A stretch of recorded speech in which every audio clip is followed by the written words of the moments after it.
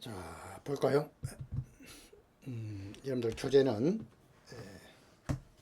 88페이지죠? 88페이지. 범죄 원인에 대한 최초의 논의는 무엇이었을까요? 생김새였죠. 그래서 생물학에서 시작됐다 그랬어요. 최초의 생물학적 범죄 원인론을 열었던 분이 이제 롬브롭죠. 롬브롭소. 이렇게 생겨서 롬브롭소입니다. 롬브롭죠. 범죄학의 아버지입니다. 이제 오늘은 이제 심리 성격적 원인이 어떻게 범죄하고 연관을 맺느냐라는 부분입니다. 사실은 이 심리학은 가장 넓게, 가장 광범위하게 범죄성에 대한 원인으로서의 어떤 연구 결과다 이렇게 보시면 돼요. 그래서 교정학이 또는 범죄학이 어떤 학문의 영향을 많이 받았느냐라고 했을 때는 사실은 심리학입니다. 그래서 요새 뭐 많이 뜨고 있죠. 범죄 심리. 그래서 경찰이나 이제 이쪽에 가면 범죄 심리학을 많이 이제 중시해요. 왜 범죄하느냐? 그래서 이 심리학은 특별히 범죄 심리학으로서의 가치는 매우 높다. 이렇게 보시고요. 자, 생물학이 신체적 조건, 뇌 기능 등 유기체적 특성을 강조한다면 뭐랄까요? 유기체, 살아있는 어떤 기능을 말하죠. 우리 몸의 기능을 말하죠. 심리학은 심리 상태, 성격, 성향 등 정신적 측면을 강조한다. 이렇게 어려운 얘기는 아니죠. 자, 심리학 이론들입니다. 먼저 세 가지를 먼저 볼 필요가 있어요. 정신역동 이론, 행동주의 이론, 인지주의 이론 이렇게 얘기합니다. 자, 하나하나 볼까요? 정신역동은 정신 내적 과정이에요. 내적 과정. 그래서 어떤 문제가 발생하는 것은 무의식의 갈등이라고 이렇게 보고 있고요.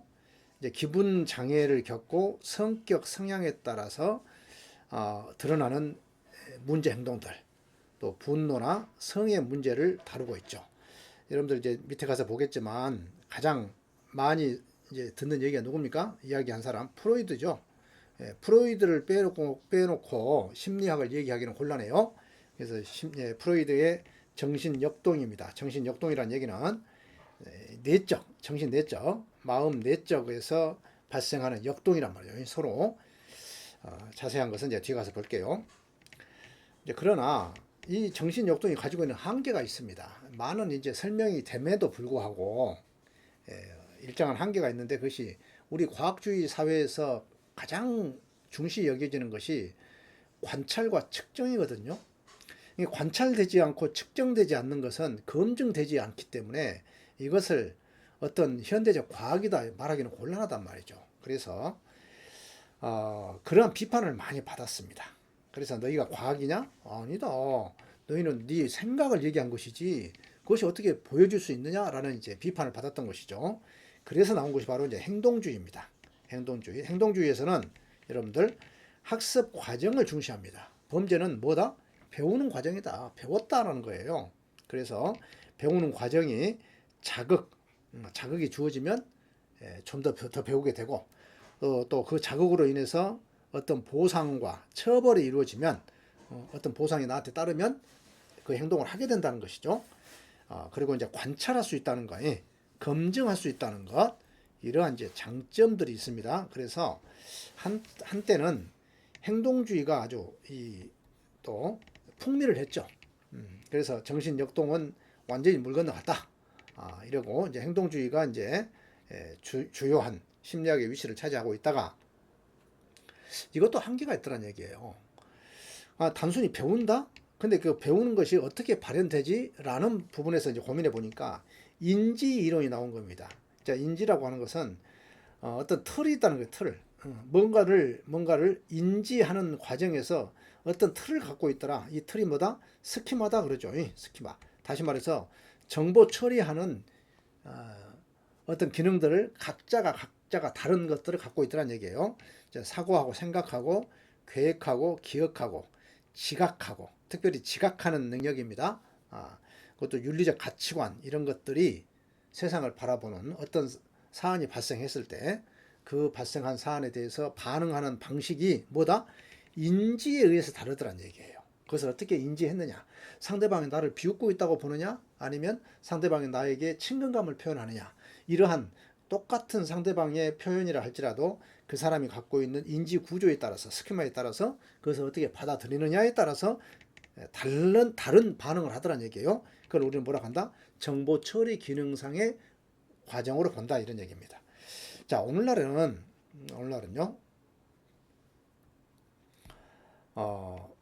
인지 이론하고 이 행동주의 이론을 합해 가지고요, 인지 행동주의 이론이 일반화되어 있습니다.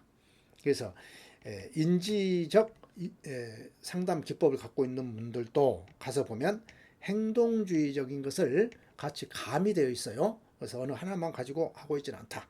일반적으로 우리는 지금 현재 인지 행동주의 프로그램을 활용하고 있다, 이렇게 보시면 됩니다. 자, 그 다음에 이제 특성 이론인데, 특성 이론은 성격적 특성, 자, 성격 과정을 보는 것이고요. 지능이 얼마나 범죄에 어떤 영향을 미치느냐, 이걸 이제 보는 거예요. 자, 성격으로는 반사회적 성격, 정신병질적 기질, 병질이나 기질이나 같은 거로 보라고 그랬습니다. 그 다음에 이상 감정이 너무 뭐 지나치게, 또 정서적 깊이가 결여되어 있다거나, 이런 것들을 가지고 이제 성격 이론으로 발전을 했고요. 이제 지능 과정이라고 해서 낮은 지능 지수하고 낮은 학업 성적, 의사 결정 능력 등이 아무래도 행동을 결정하는데, 범죄 행위에 가는데 영향을 미치더라, 이런 얘기를 하고 있습니다. 자, 그러면 61번으로 갑니다. 정신역동적 이론입니다. 정신역동이란 뭐라고요? 내부입니다.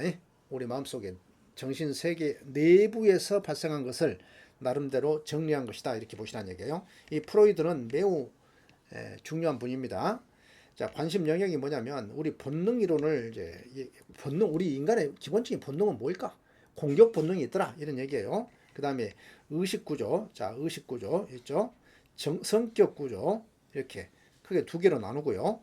그리고 그 안에서 이제 리비도라고 해서 5단계 성적 발달 단계를 설명을 합니다. 리비도. 그래서 이 세 가지를 우선 기본적으로 좀 구조로 알고 계셔야 해요. 우리 인간은 의식이 이드와, 자, 이렇게 되어 있습니다. 이드가 있고요. 슈퍼 에고가 있다면, 에고가 있고 에고가 있다는 거예요. 근데 이 두 가지를 한꺼번에 설명을 드릴게요. 자, 이드는 본능이고요. 본능. 슈퍼 에고는 뭐랄까, 초자아라고 그래서 이제 윤리와 도덕을 담당하고 있는 기능을 말합니다. 자, 그러면 본능이 뭐 하고 싶어, 뭐 갖고 싶어 이럴 때 윤리와 도덕이 발달된 사람은 안 돼 하면서 절제를 시키잖아요. 근데 이 가운데서 이 갈등이 크게 발생한다는 거예요. 이 갈등을 현실적인 현실적인 경험 과정에서 조절하고 통제하는 역할을 누가 하느냐? 에고가 한다는 겁니다. 에고. 그래서 이거 에고의 위치를 우리는 의식의 세계로 보고, 그 다음에 이드와 슈퍼에고를 무의식의 세계로 이렇게 인식을 합니다. 이제 플로이드가 애초부터 이렇게 막 정리를 한 것은 아니에요. 어쨌건 그분이 얘기를 해놨더니 많은 사람들이 그것을 또 새롭게 또 각색을 하고 설명을 하기 시작한 거예요. 어쨌거나 이렇게 여러분들이 이해하시는 것이 가장 빠릅니다. 정리가 됩니다. 자, 이드와 슈퍼 에고는 무의식의 세계이고, 에고는 의식의 세계다, 이렇게 보라는 얘기예요. 뭐 의식, 전의식, 무의식 이것까지 뭐 여러분들이 뭐 특별히 뭐 자세하게 알 필요는 없을 것 같아. 그 다음에 우리가 에너지를 본능을 이제 리비도에서 찾고 있는데, 이분은 이제 성적 욕망이거든요.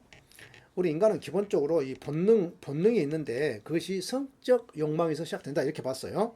그래서 구순기, 항문기, 남근 음액기, 잠복기, 성기기로 발달한다, 이렇게 봅니다. 이 리비도가 성적 욕망을 말하는데, 자, 구순기는 뭐예요? 어릴 때 태어나자마자 엄마 젖을 빨잖아요. 그래서 입을 통해서 엄마 젖을 빨므로 해서 거기서 욕망을 채운다는 겁니다. 그 다음에 그것이 배변기에 들어가면 이제 항문기로 가고요.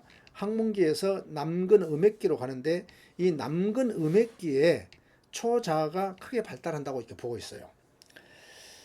그래서 이때에 어떤 문제가 발생하냐면, 자, 오이디푸스 컴플렉스와 일렉트라 컴플렉스를 겪게 되는데, 이건 여성이고요. 이건 남성입니다. 남성의 모친에 대한 이제 성적 감정을 갖게 된다는 겁니다. 엄마하고 사랑하고 싶어 라고 하는 성적 감정을 갖게 되고, 그 대신에 엄마를 옆에 지키고 있는 아버지에 대한 적대 감정을 품게 된다. 물론 이것은 우리가 적극적으로 뭐 그렇다라는 얘기가 아니라 심리 내적으로 그렇다는 얘기예요. 그리고 이제 일렉트라 컴플렉스는 여성입니다. 여성이 딸이 남성에 대한 열등의식, 본인의 페니스가 없다는 것이죠. 그래서 모친에 대한 실망, 아버지의 아이를 임신한다는 환상을 겪게 된다. 자, 이렇게 설명을 합니다. 뭐 지금 이제 상식적으로 여러분들 뭐 이 발달한 사회에서, 문화적으로 발달한 사회에서 이것이 옳고 그름을 따지는 게 아니에요. 다만 이때 이 프로이드가 이 연구한 결과는 사실은 본인을 희생하고 드러낸 거예요. 그 당시 1870년대, 그 다음에 1936년에 돌아가셨는데, 이 시대에 그나마 매우 봉건적인 사회 아니에요. 그런데 거기에서 이러한 자기의 어린 시절의 경험들, 그리고 아이들을 관찰하면서 얻었던 이러한 내용들을 가지고 이런 연구를 하고 이런 의식 구조를 발견해냈다고 하는 것은 대단한 겁니다. 오늘날도 이러한 이론들이 전적으로 배척되는 것이 아니라 기저에 깔려 있어요. 깔려 있습니다. 그래서 이분의 이러한 얘기들은 아주 매우 중요하다. 그래서 구성기, 항문기, 남근 음액기, 잠복기, 성기기, 이 순서는 반드시 기억하셔야 하고요. 남근 음액기 원래 남근기였거든요. 그랬더니 여성들이 아니 여성들은 성기가 없냐 이렇게 된 거예요. 그래서 음액기, 남근 음액기로 이렇게 바꿔놓은 겁니다. 원래 프로이드는 이제 그 당시 사회가 자체가 그렇죠. 근데 남성은 이제 우월주의 사회이기 때문에 남근기 이렇게 이제 표현했던 겁니다. 어쨌건 이렇게 범죄관입니다. 이드의 충동, 이드. 자, 본능은 충동이죠. 본능을 뭐예요? 누를 수가 없으니까, 누를 수가 없으면 폭발하니까 그것이 범죄로 간다. 또 두 번째는 여러분들 슈퍼에고가 발달하면, 윤리 도덕의식이 매우 발달하면 그 사람은 윤리 도덕적으로 살까요? 그렇지 않다고 봤던 거예요. 윤리 도덕이 발달했다는 것은 이 본능을 억지로 그냥 엄청난 억제를 한다는 거예요.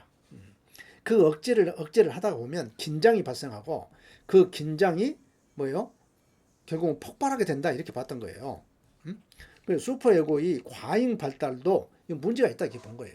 사실은 오히려 어떻게 보면 이것이 더 크다. 왜? 마음속에 죄책감으로 계속 쌓이게 된다는 거예요. 본능을 제대로 풀지 못하면 현실 자아가 이걸 잘, 이제 어떤 분은 이렇게 표현해요.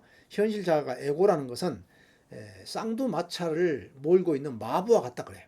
그래서 본능과 슈퍼에고 이 두 말을, 슈퍼에고를 이렇게 적절하게, 자, 본능에서 요구하는 그 충동을 적절하게 들어주고, 또 슈퍼에고에서 요구하는 윤리 도덕의식을 가지고 또 통제하기도 하고, 이것이 적절하게 이루어져야 하는데 이게 균형이 깨지면 어쨌거나 문제가 발생한다 이렇게 본 거예요. 자, 대책은 뭐냐, 이렇게 무의식적인 동기의 의식화. 그래서 치료 방법은 뭐냐면, 이 무의식에 켜켜이 쌓여 있는 이 억압된 감정들, 억압된 어떤 욕구, 이것을 풀어줘야 한다는 겁니다. 그래서 의식화를 해줄 필요가 있다. 그리고 안 되면 뭐예요? 사회적 보호처분 하자. 사회적 보호처분 뭡니까?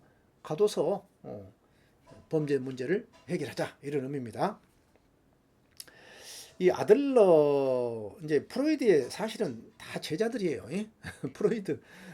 프로이드가 그 당대에 모두 심리학계의 뭐 아버지 뭐 이상이니까요. 그래서 이제 배우는데 많은 사람들이 옆에 가서 배웁니다. 아들러도 있고 구스타프 칼 융도 있고 비판자들도 많고 했을 거 아니에요. 그런데 하다 보면 뭐에 걸리냐면, 이 성적 욕망이라는 거, 모든 에너지는 성이다 그러면서 리비도로 설명하는 이것 때문에 많은 사람들이 불편해한단 말이죠.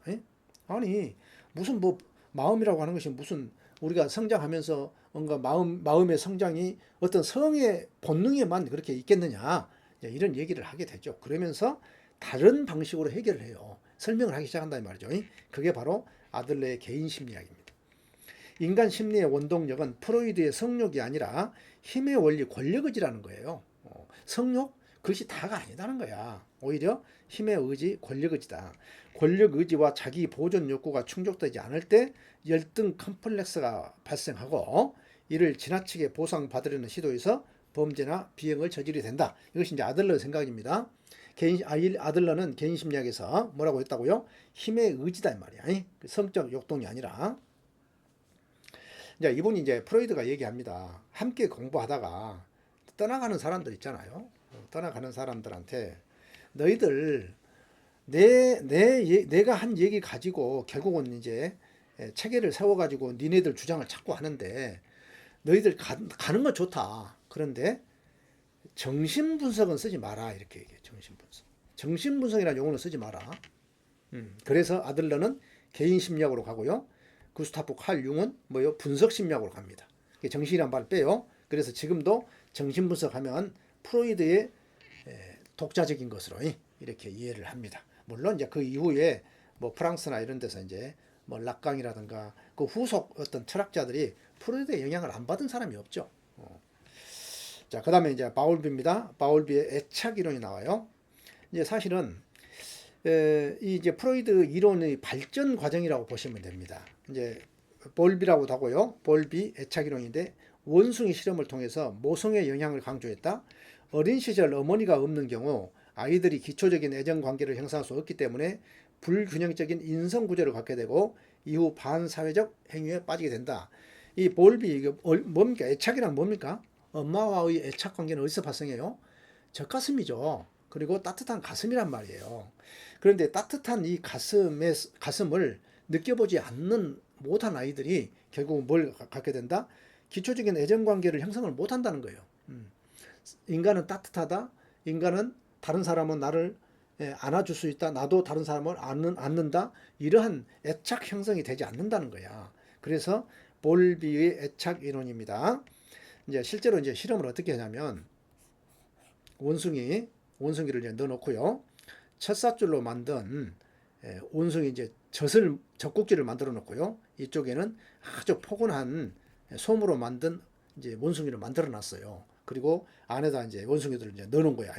어린 아이들을. 그랬는데 이 아이들이 밥을 먹을 때는 이쪽 가서 첫 사줄에 가서 먹지만 곧바로 어디로 간다? 이 품으로 가더라는 거예요. 품으로. 그래서 이 가슴에 애착을 느끼게 하는 이러한 따뜻한 품이 성장기에 매우 중요하구나. 이제 이런 결론을 내립니다. 그래서 실제로 우리 인간도 마찬가지라는 거예요. 이때 이제 구순기, 황문기, 남근 음액기에 이르는 이 과정에서 특별히 엄마로부터 충분한 사랑을, 충분한 어떤 만족을 느끼고 큰 아이들이 애착 형성이 된다. 이런 얘기입니다.